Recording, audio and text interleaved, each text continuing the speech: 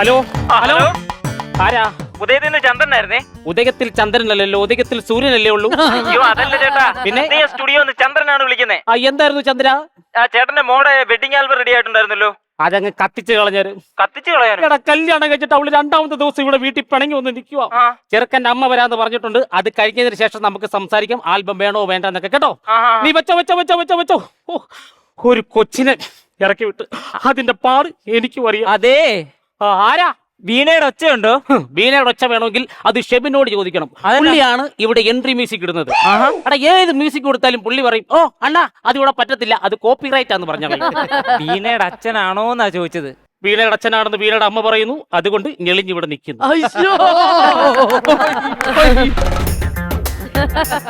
വീണയുടെ അച്ഛ ഇതെന്തോ ഈ ഡമ്പലി കൊണ്ട് എന്ത് വന്നു? ടേക്ക് ഓഫ് ബലമുള്ള ഒരു സാധനം വേണമെന്ന് ഇവിടുത്തെ കാർന്നവർ പറഞ്ഞു. അതുകൊണ്ട് ഇത് ഇവിടെ ഇരിക്കട്ടെ. അതവിടെ ഇരിക്കട്ടെ. നിങ്ങളെ കാണാൻ വേണ്ടി ഞാൻ നോക്കിയിരിക്കുവായിരുന്നു. അതെന്നാ നിങ്ങൾക്ക് ഇരുന്നാലേ കാണത്തുള്ളൂ, നിന്നാ കാണത്തില്ലേ? നിങ്ങൾ എന്റെ ഭൂമി കാല് കുത്തരുത്. ഭൂമി കാല് കുത്താതെ ഏറി നിന്ന് സംസാരിക്കാൻ ഞാൻ ഹൈഡ്രജൻ ബലൂൺ അല്ല, പിന്നെ ഞാൻ ചക്കപ്പറമ്പിൽ കലയാണ്. ചക്കപ്പറമ്പിൽ കലയല്ലല്ലോ, ചക്കപ്പറമ്പിൽ കുരുവല്ലേ. കളിയാക്കല്ലേ, ഞാൻ എന്റെ പേരാ പറഞ്ഞത്.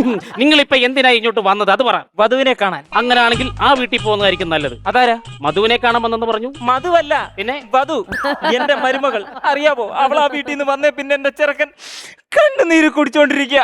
എന്നാ നിങ്ങളുടെ കടത്തിനകത്ത് വെള്ളമില്ലേ? അതല്ല പറഞ്ഞേ, പിന്നെ അവൻ അത്രയ്ക്ക് വിഷമമെന്നാ പറഞ്ഞേ. ഇനി അവന്റെ വിഷമം കാണാൻ എനിക്ക് പറ്റത്തില്ല. അതുകൊണ്ട് ഞാൻ കൊച്ചിനെ കൊണ്ടേ പോകത്തുള്ളൂ. നടക്കത്തില്ല.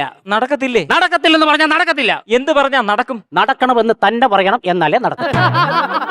എന്റെ പേര് ചക്കപ്പറമ്പിൽ കലയെന്നാണെങ്കിൽ ഞാൻ അവളെ ഇവിടുന്ന് കൊണ്ടുപോയിരിക്കും. നിങ്ങൾ കൊണ്ടുപോകും. നിങ്ങളുടെ മോൻ എന്റെ മോളോട് കാണിച്ച എന്തുവാണ് നിങ്ങൾക്ക് അറിയാവോ? എന്നാ കാണിച്ചെന്ന്? ഒരു ആദ്യരാത്രിയും ഇതുപോലൊരു പെണ്ണിനുണ്ടാവില്ലേ എന്നാ ഞാൻ പ്രാർത്ഥിക്കുന്ന. അറിയാവോ? അതെന്നാ? നിങ്ങളുടെ മോനുണ്ടല്ലോ, പാല് കുടിച്ചു. അതിന്റെ പകുതി എന്റെ മോക്ക് കൊടുത്തു. അവള് കരഞ്ഞോണ്ട് ആ പാല് കുടിച്ചു. നിങ്ങളുടെ മോൻ ആപ്പിള് കടിച്ചു. അതിന്റെ പകുതി എന്റെ മോൾക്ക് കൊടുത്തു. അവള് അത് കഴിച്ചു. ഇതൊക്കെ ആചാരങ്ങളല്ലേ? അതെ, ആഹാരമാണ്. കണ്ടവന്റെ എച്ചിൽ തിന്നാനല്ല ഞാൻ എന്റെ മോളെ അങ്ങോട്ട് അയച്ചത്. അറിയാമോ? എച്ചിലോ? ഇതൊക്കെ നാട്ടു നടപ്പാ. നിങ്ങൾ തന്നെ എന്നെ ഒന്ന് നോക്കിക്കേ. നിങ്ങളെ ഞാൻ നോക്കിക്കഴിഞ്ഞാൽ എന്റെ ഭാര്യ മക്കളെ ആരും വന്ന് നോക്കും?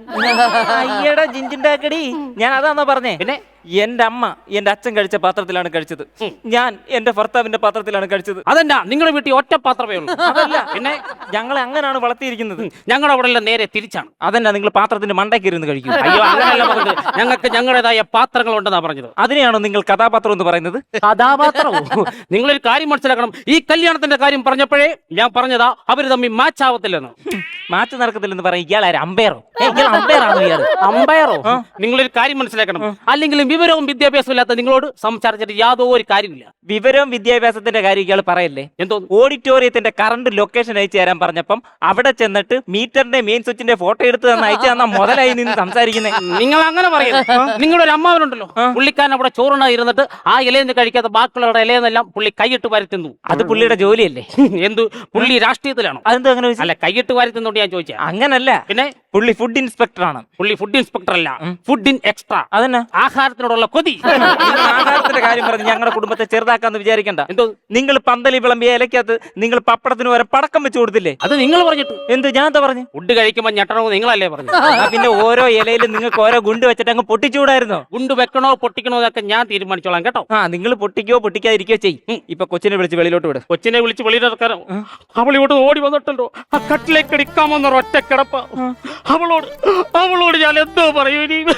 തിരിഞ്ഞു കിടക്കാൻ പറ, ഇല്ലെങ്കിൽ ശ്വാസം മുട്ടും. ശ്വാസം മുട്ടുന്നു. എന്റെ മോളെ വളർത്തി എങ്ങനെയാ നിങ്ങൾക്ക് അറിയാവോ?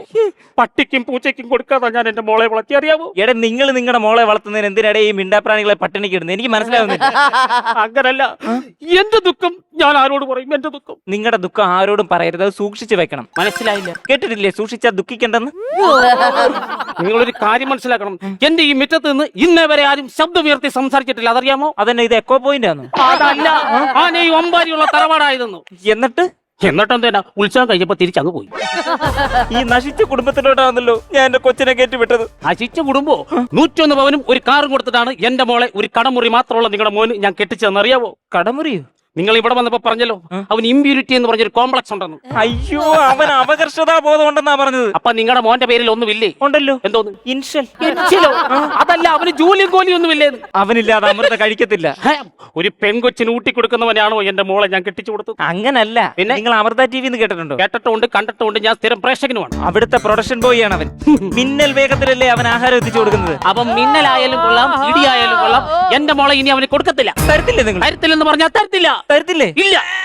എന്റെ മനുഷ്യ, നിങ്ങൾ അവിടെ കിടന്ന് ബഹളം വെക്കാതെ ഇങ്ങോട്ടൊന്ന് കേറി വന്നേ. കൊച്ചിനെന്തോ വിശേഷം ഉണ്ടെന്ന്. ചെറുക്കനെന്തോ ജോലി എന്നാ പറഞ്ഞത്? മിന്നൽ വേഗത്തിലുള്ള പ്രൊഡക്ഷൻ. അവന്റെ ഈ പ്രൊഡക്ഷൻ ഇനി ആണാണോ പെണ്ണാണോ എന്ന് മാത്രം പറഞ്ഞാൽ വിളിച്ചോട്ട് പോന്നല്ലേ അവളെ.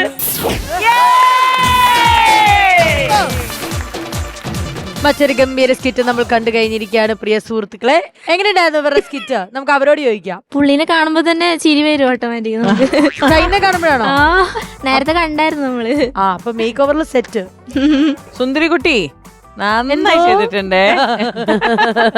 എന്തോന്നും വിളി വരുന്നില്ല. എന്തോ നന്നായിരുന്നു. നല്ല ബോഡി ലാംഗ്വേജ്, നല്ല ഗെറ്റപ്പ് ആയിരുന്നു, നല്ല ഇത്. പിന്നെ എന്താ പറയാ, നല്ല എനർജി ഉണ്ടായിരുന്നു. ഇനി നമുക്ക് നോക്കാം എത്രയാണ് ബാറ്ററി ചാർജ് ആയിന്. അതെ, ഓക്കെ. കാരണം നിങ്ങളുടെ ഇവിടുത്തെ സ്കിറ്റിന് നിങ്ങൾക്ക് 50,000 രൂപ അടിച്ചാൽ മാത്രമേ നമ്മുടെ മെഗാ ചാർജ് ഈവന്റിലേക്ക് പോവാൻ പറ്റുള്ളൂ. ഓക്കെ, ശരി. നമുക്ക് അപ്പൊ എത്രത്തോളാണ് ബാറ്ററി ചാർജ് കയറി നമുക്ക് നോക്കാം. യെസ്. പറന്നിറങ്ങേണ്ട ചുരി ചുരി പല ചുരി ദുരിതം താളത്തിൽ ഞാൻ